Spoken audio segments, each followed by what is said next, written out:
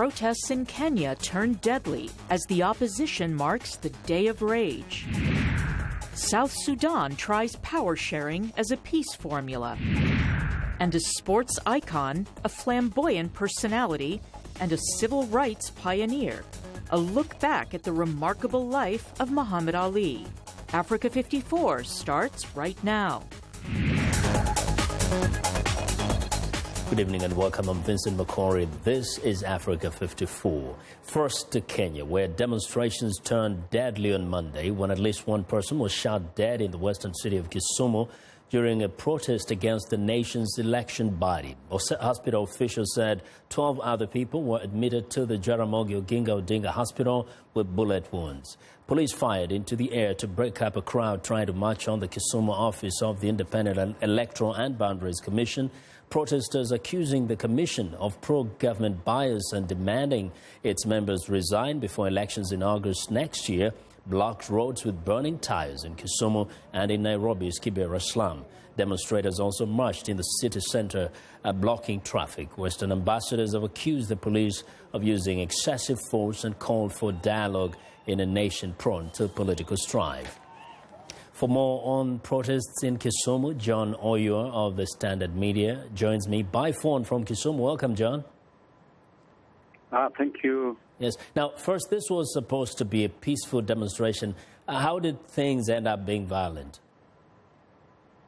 Actually, it began very calm when the crowds had assembled in the other of the town, a place called Kondele. They were peacefully marching toward town, heading to the offices of the IEBC, when all hell broke loose. At around 5 minutes to 11 Kenyan time, the police started firing at the crowd. The police claimed they had been stoned by one of the demonstrators. So they opened fire. At first they used tear gas. Then they started to rubber bullets. Before now they start shooting live bullets at the crowd. Now, at that time, one young boy was shot dead in the chest and died on the spot. Now, we hear also of a number of people taken to hospital with bullet wounds. These were live bullets. Did you confirm any numbers? Yeah, by the time we went to press at around 6:30 Kenyan time, we had confirmed 22 people were actually in hospital with bullet wounds. 8 of them were being taken to the theater for operation. Among these were actually two school children who were also shot in the confusion. Now, has there been any reaction, any statement from the government as regards this deadly event? Actually, the government has not spoken, but Kisumu governor, the person in charge of Kisumu County, actually gave a statement in the evening condemning the force used by police. The governor, Jack Ranguma, is actually blaming the police for the fiasco because he's saying the police ought to have used water cannons, they ought to have used rubber bullets instead of using very brutal force. Because he's saying as a result of the police force, the common man now decided to rebel and start stoning the police, resulting in damages to business property and the killing of this young man. Yeah, but we know that actually the police, especially in Nairobi, the police chief had threatened to use lethal force. Does it seem like people didn't believe this, but it really happened? Yeah, actually people were preparing for the worst. Because when they started to march, they knew the police would shoot at them, following those orders yesterday. But initially the demonstration was very peaceful. We really don't know what happened, but the police seems to have been very trigger happy. Because at one stage, they were trying to negotiate with the demonstrators to send a few representatives to negotiate. But then all of a sudden, hell broke loose. So we really don't know who gave the orders now for the live bullets. Any word from the opposition leaders in a few seconds? Yeah, okay, they are really condemned. The party leader, Raila Odinga, and his co-principals of CORD actually are really condemned the Kisumu violence. And they blame clearly on the police. They say the rallies have been allowed by the courts, so they don't understand why the police were using the type of excessive force which we witnessed today. Well, John, thank you very much. Thank you, Vincent Makori. That's John Oyua of the Standard Media Group speaking to me from Kisumu in western part of Kenya. Now, the small North African country of Tunisia is considered a leading exporter of foreign fighters. Analysts estimate up to 7,000 or more of its citizens have joined Islamic State and other militant groups in Iraq, Syria and Libya. A great number of them come from Gordon, one of Tunisia's poorest towns located just 30 kilometers from the Libyan border.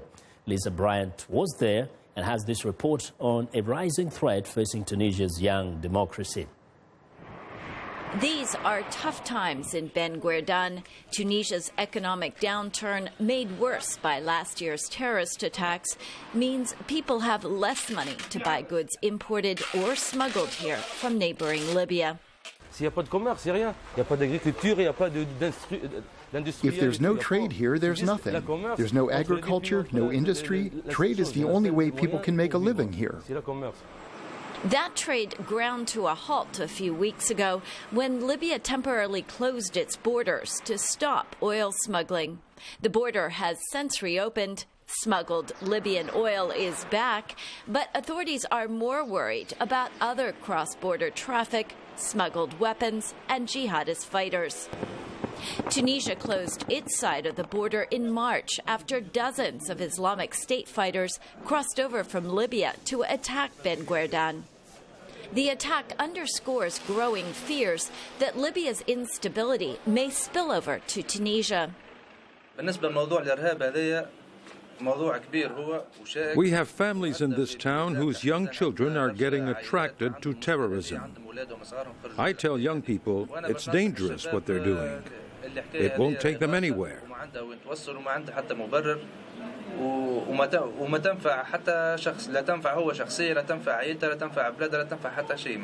It's hard to say what attracts some Ben Guerdane youngsters to terrorism. Unemployment is high, but analysts cite a mix of reasons, including a lack of prospects and religious guidance. Young people going to immigrate are the same who are going to jihad. They are looking for social value. Tunisia is now reinforcing a newly built border wall with Libya. It may help deter terrorists from entering, but it doesn't address the threat from within in places like Ben Guerdane. Lisa Bryant for VOA News, Ben Guerdane, Tunisia. Well, Muslims begin observing the holy month of Ramadan Monday with the first sighting of the new moon. And the faithful are expected to spend the month fasting during daylight hours and spending more time in prayer and study of the Quran. The devout also avoid bad habits and indulgences. Cultural differences and even geography have led to a variety of ways Muslims observe the holy month. For example, fasting during daylight hours has proven difficult for people living near polar regions during the long days of the summer.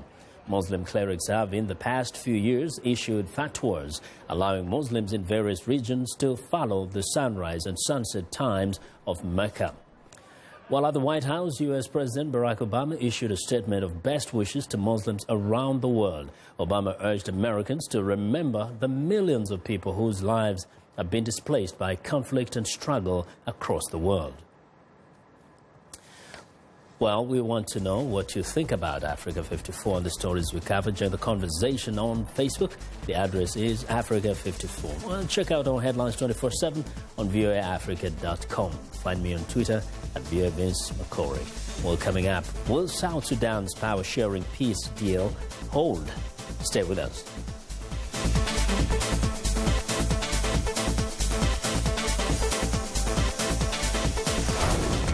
This is BizBeat. For crying out loud, good-looking men in Tokyo are making money from women who cry. Japanese women hire men to wipe away their tears in the workplace or in medical facilities. Tomoko Yokohama says it's a form of stress relief. It's not that there is anything sad happening to me. Watching scenes or words in those videos, I became touched and cried.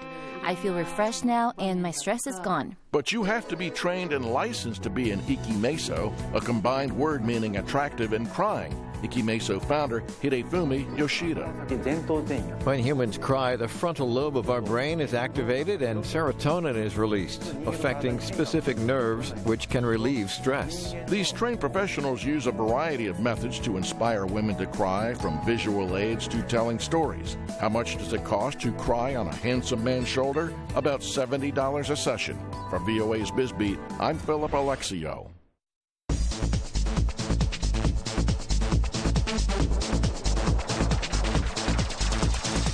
Well, South Sudan, which became independent in 2011, has tried to resolve a more than 1.5-year-long civil war by putting the leaders of both sides together in a transitional government meant to keep the country functioning ahead of elections in 2 years. The United States, which was a driving force in South Sudan, becoming the world's newest state, is working behind the scenes to try to keep the situation from exploding again.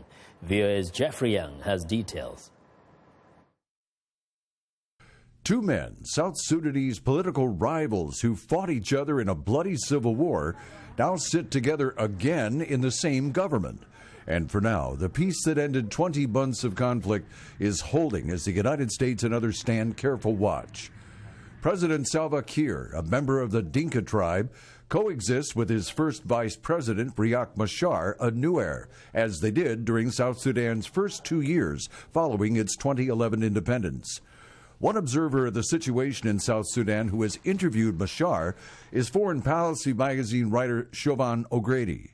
The main concern now is what will happen next. It's a very fragile moment for both sides, and with Machar back in the capital for the first time since the beginning of the civil war in late 2013, any number of things could happen. That conflict erupted when forces loyal to Kiir clashed with those on Machar's side, accusing the latter's troops of plotting a coup attempt against the president. Peace talks began almost immediately in Addis Ababa, Ethiopia, but the process took until August 2015 to reach the so-called Agreement on the Resolution of the Conflict in the Republic of South Sudan, which set up this transitional government incorporating both sides. But the new government did not commence until late April, when Machar returned to Juba and his first VP post. He didn't come alone. A large group of his heavily armed followers came as well, ready to protect and defend him. And that has one key U.S. lawmaker worried.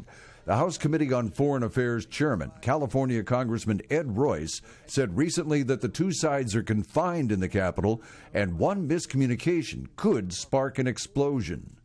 South Sudan's new transitional government exists in a sea of weapons brandished by both sides, whom observers say are being pressured from the outside to function together and not fire at each other. The wariness among Machar's supporters has been matched on the other side of this new government. President Kiir's faction has not warmly welcomed Machar. From Juba, International Crisis Group analyst Casey Copeland via Skype. There are a lot of people that were in what we can call the wartime government that were fighting against Riek Machar that would be happy to never have him back in Juba. They blame him for leading Nuer forces in atrocities that stretch back from 1991 to 2013, 2014, 2015, and some of them see that there is no place for him at all. There is yet another point of contention. President Kiir wants South Sudan's 10 states to be transformed into 28, a move Machar's fellow Nuer tribesmen say would put more power in the hands of Kiir's Dinka. While the two factions warily share governance, South Sudan's overall situation remains dire. Thousands of people remain in a United Nations refugee camp outside Juba. Poverty is rampant, compounded by steep inflation. War-damaged oil production facilities work at a fraction of capacity, and what results get sold at low current market prices. That has made the nation's hard currency reserves critically low.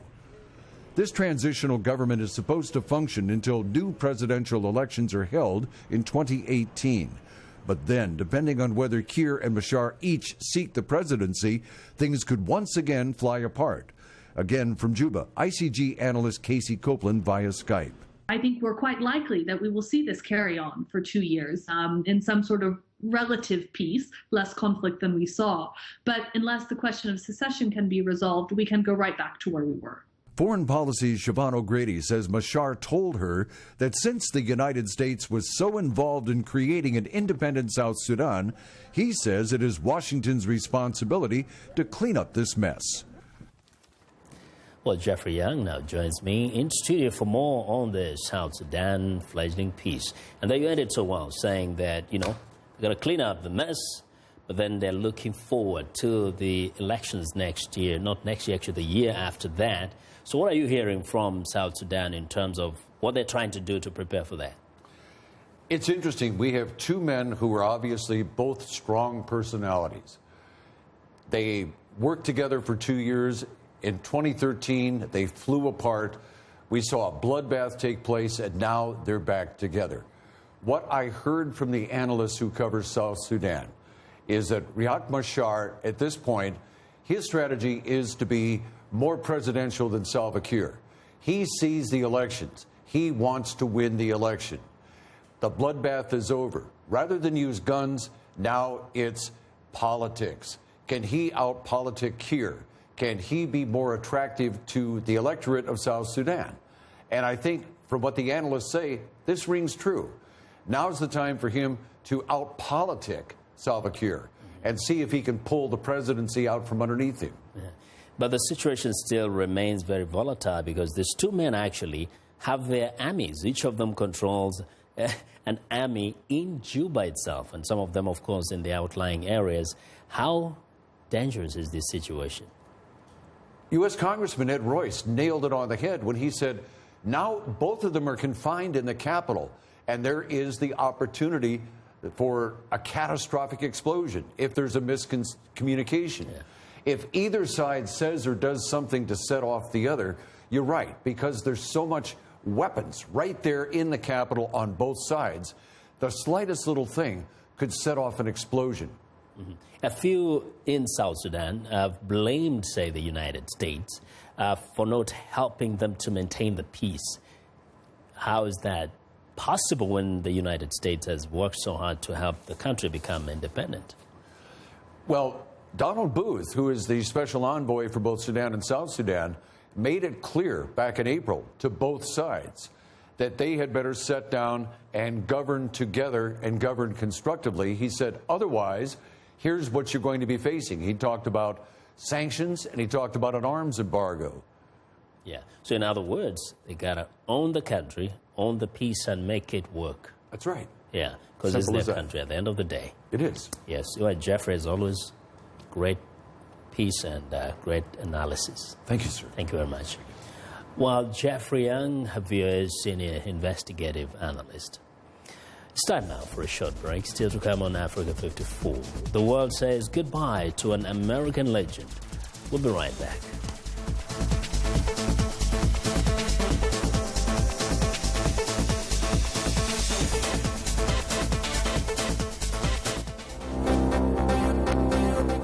If you've just joined us, I'm Mariam Diallo, and here is a quick recap of today's headlines. In Kenya, protesters blocked roads with burning tires in the capital, Nairobi, demonstrating against the country's voting body. In the Democratic Republic of Congo, mourners remember Muhammad Ali in Kinshasa, the location of his famous match against George Foreman. In South Africa, an injured rhino is in recovery after poachers mutilated and hacked off its horns a year ago. Finally, 2 Chinese peacekeepers injured in Mali on Friday are transferred to Senegal, where the Chinese ambassador visited them. That's all for today. Thanks for watching. We'll see you next time.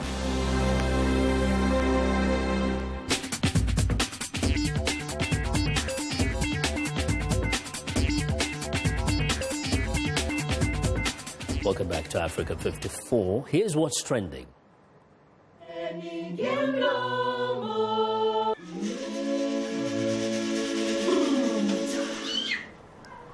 Well, here at the Brookhouse International School in Nairobi, students interested in pursuing a music career can study for a business and technology diploma in music.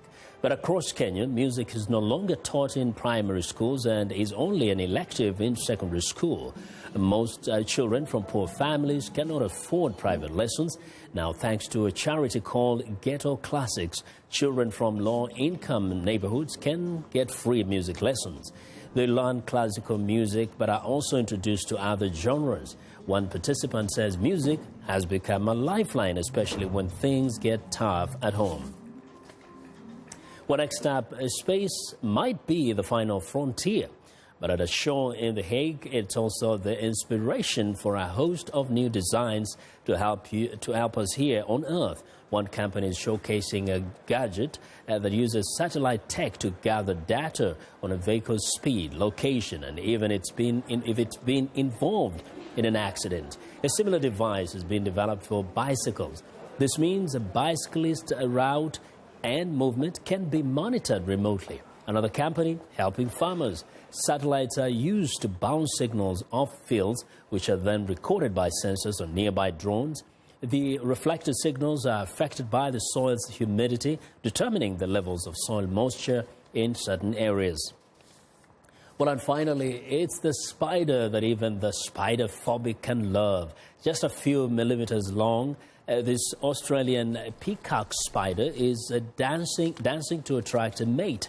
Biologist Eugen Otto and a colleague have just discovered 7 new species of spider in southern Australia.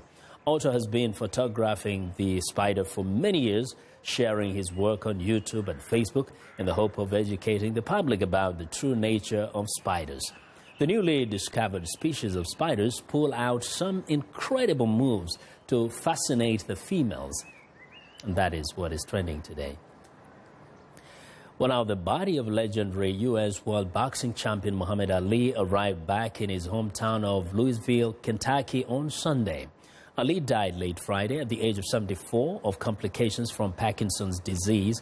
A motorcade to the funeral home was led by a hearse that has met the chartered plane carrying Ali's body back from Arizona, where he passed away.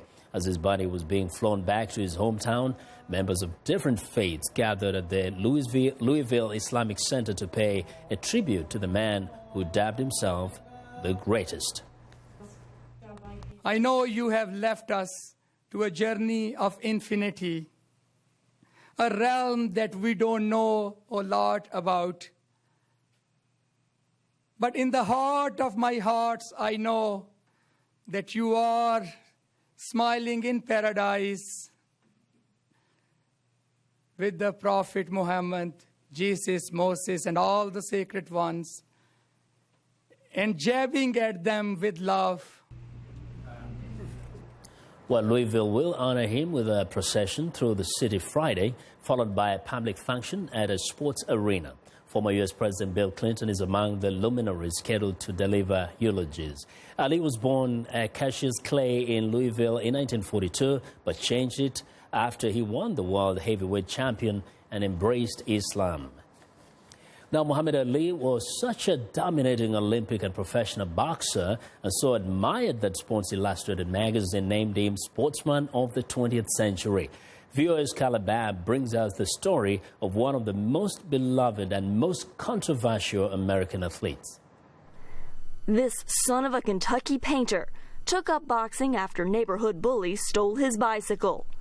His trainer said the boy, then known as Cassius Clay, grew to mix raw talent with determination. A dynamite right sends Archie Moore crashing to the floor. In 1964, he shocked overwhelming favorite Sonny Liston to win his first world heavyweight title. Washington Post newspaper sports columnist Mike Wise says the confident boxing great continued to dominate, fighting with both his fists These represent dynamite and his words. He was probably the first guy, the first athlete in America to brag about something and back it up. Nobody boasted in those days. I'm the greatest, and I'm knocking out all bones. And if you get too small, I'll knock you out. Clay had joined the Nation of Islam and changed his name after that fight to one that is revered around the world, Muhammad Ali. 3 years later, he was vilified for refusing the U.S. Army draft, based on his religious beliefs and his opposition to the Vietnam War. Ali was convicted of draft evasion and stripped of his title, keeping him out of the ring for 3 years until the Supreme Court overturned his conviction in 1970. Just months after returning to the ring, new heavyweight champ Joe Frazier dealt Ali his first professional loss. But Ali later took his revenge against Smoking Joe Frazier and won their second fight. Another classic bout for Ali was against George Foreman. Ali and Foreman took their 1974 championship fight to the former Zaire in a remote part of Central Africa. It was a boxing match immortalized as the Rumble in the Jungle. I have wrestled with an alligator. I have tussled with a whale. I done handcuffed lightning, throw thunder in jail. Bad, ain't it? Only last week, I murdered a rock, injured a stone, hospitalized a brick. I'm so mean I make medicine sick. Bad, fast.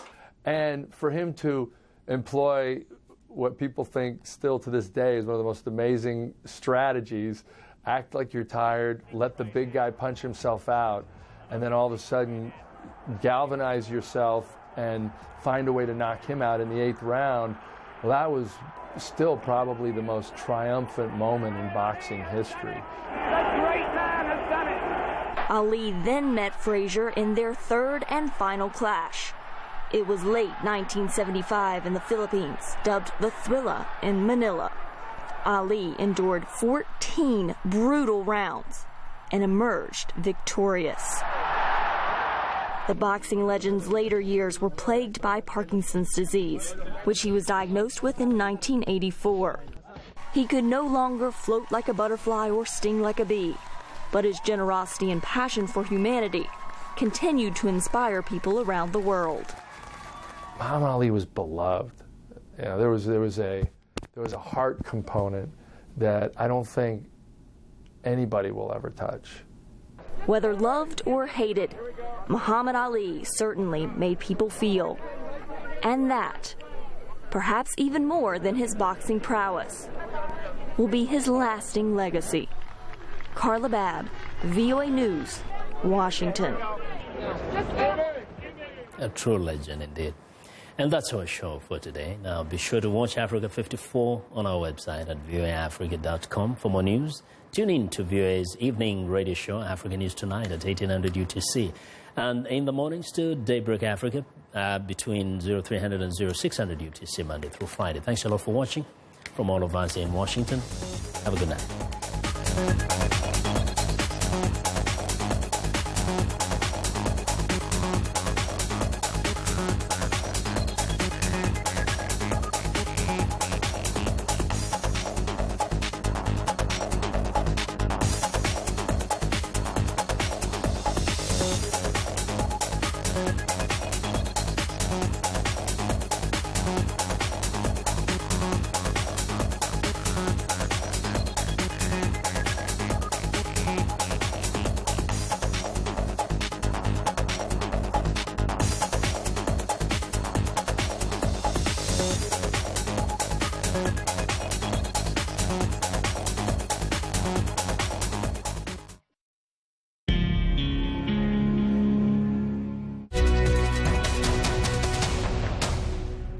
Welcome to the Voice of America's News Words.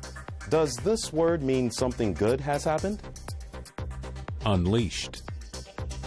The president is sending Secretary of State John Kerry to the Middle East to help build a coalition to defeat the militants who have unleashed a wave of violence that has included attacks on Iraq's Christians and other minority communities, and recently the videotaped killing of American journalist James Foley. Unleashed means to let something very powerful happen quickly. It is like taking a leash off a dog and letting it attack someone. In our story, the militants unleashed or set off a wave of violence. Usually, unleashed does not mean something good. So, the next time you hear the word unleashed, you will know what this news word means.